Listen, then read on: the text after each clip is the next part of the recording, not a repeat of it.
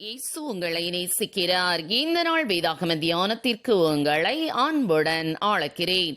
அவருடைய தழும்புகளால் குணமாகிறோம். ஏசாயா 83 அதிகாரம் 5 டாக்டர் வில்லியம் ஜேம்ஸ் என்பவர் பிரபல மனநோய் மருத்துவ நிபுணர். இவர் ஹார்வர்ட் பல்கலைக்கழகத்தில் பேராசிரியராக பணியாற்றினார். திடீரென்று அவர் ஒரு மர்ம நோயால் தாக்கப்பட்டார். நரம்பு மண்டலம் முழுவதும் தளர்ச்சியடைந்து சரீரம் செயல் இழந்தது. மருத்துவர்களால் அவரை குணமாக்கவே முடியவில்லை. அவர் மருத்துவத்தில் மிகுந்த நம்பிக்கை வைத்திருந்தபடியால் மருத்துவர்களின் இயலாமை அவரை மிகுந்த அதிர்ச்சிக்குள்ளாக்கியது.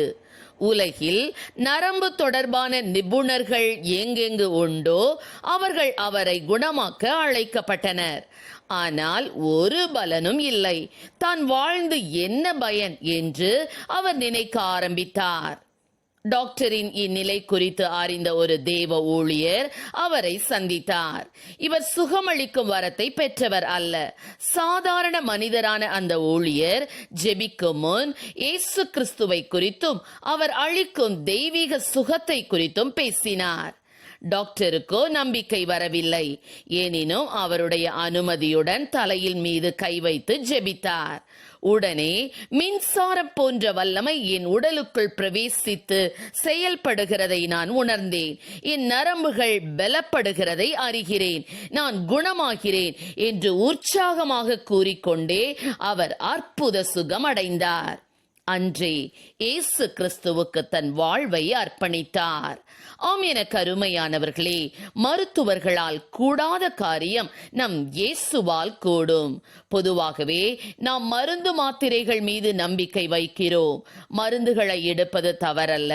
வேதத்திலே எசேக்கியா ராஜாவின் புற்றுநோய் குணமாக அத்திப்பழ அடையை போடும்படி தேவனே கூறுகிறார். இருப்பினும் நமது நம்பிக்கையை மருந்துகளின் மேல் வைக்காமல் எல்லாவித மருந்துகளையும் கண்டுபிடிக்க மனிதனுக்கு ஞானம் கொடுக்கும் தேவன் மேலேயே வைப்போம். டாக்டர் கொடுக்கும் மருந்தை சாப்பிடுங்கள். சுகத்தை தேவனிடமிருந்து எதிர்பாருங்கள். அவரே நம்மை குணமாக்க வல்லவர். இன்றும் நம்மில் அநேக தீராத வேதனையோடும் குணமடையாத வியாதியோடும் வாழ்ந்து கொண்டிருக்கலாம். இருந்த பணத்தை எல்லாம் மருத்துவத்திற்கு செலவழித்தும் வியாதி நீங்காமல் இருக்கலாம். இயேசு கிறிஸ்துவை நம்பி வாருங்கள். அவர் குணமாக்கும் கர்த்தர். அவர் சிலுவையில் பட்ட காயங்களின் தழும்புகளால் குணமாகிறோம் என்று வேதம் நமக்கு கூறுகிறது. அவரிடம் வந்த அனைவரும் முற்றிலும் சுகமானார்கள். இன்றும் அதே தேவனாய் மாறாதவராக குணப்படுத்திக் கொண்டிருக்கிறார். அவருடைய நாமங்களில் ஒன்று எகோவா ராஃபா. அப்படி என்றால் குணமாக்கும் கர்த்தர் என்று அர்த்தமாகும். 12 வருடமாய் பெரும்பாடுள்ள ஒரு ஸ்திரீ இயேசுவின் வஸ்திரத்தின் ஓரத்தை தொட்டால் நான் குணமாவேன் என்று விசுவாசித்து தொட்டாள். அந்த கணமே அவள் குணமானாள். 38 வருடமாய் படுத்த படுக்கையாய் கிடந்த திமிர்வாதக்காரனை இயேசு கண்டு அவன் வெகுநாளாய் வியாதிப்பட்டவன் என்று அறிந்து அவனை சுகமாக்கினாரே. அதே தேவன் இன்று மாறாதவராயிருக்கிறார். நாம் படும் வேதனைகளை அறிந்த தேவன் நம் தேவன்.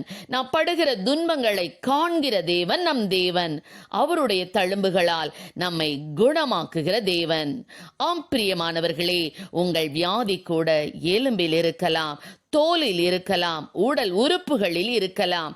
எந்த இடத்தில் இருந்தாலும் விசுவாசத்தோடு ஜெபியுங்கள்.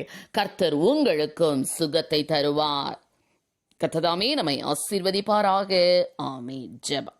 எங்களை அதிகமாய் நேசத்துவல் நடத்துகிற எங்கள் அன்பின் பரலோக பிதாவே, இந்த நாட்களில் கூடப்பா பல்வேறு வியாதிகளின் நிமித்தமாக ஆண்டவரே பல நாட்களாய் பல வருடங்களாய் ஆண்டவரே படுக்கையிலே போராடி கொண்டிருக்கிற பிள்ளைகளுக்காக உடைய சமூகத்தில் வருகிறோம். ஆண்டவரே வியாதியினால் பயந்து போய் கர்த்தாவே அப்பா தூக்கம் வராதபடி ஆண்டவரே ஸ்தோத்திரம் அப்பா அந்த கர்த்தாவே மனவேதனையோடும் உடல் வேதனையோடும் போராடி கொண்டிருக்கிற பிள்ளைகளுக்காக ஆண்டவரே உடைய சமூகத்திலே வருகிறோம் அப்பா. கல்வாரி சிலுவையிலே கர்த்தாவே சிந்தின ரத்தத்தின் வல்ல வல்லமையினாலே உம்முடைய தழும்புகளினாலே தேவனை சுகமாக்குவீராக ராஜா.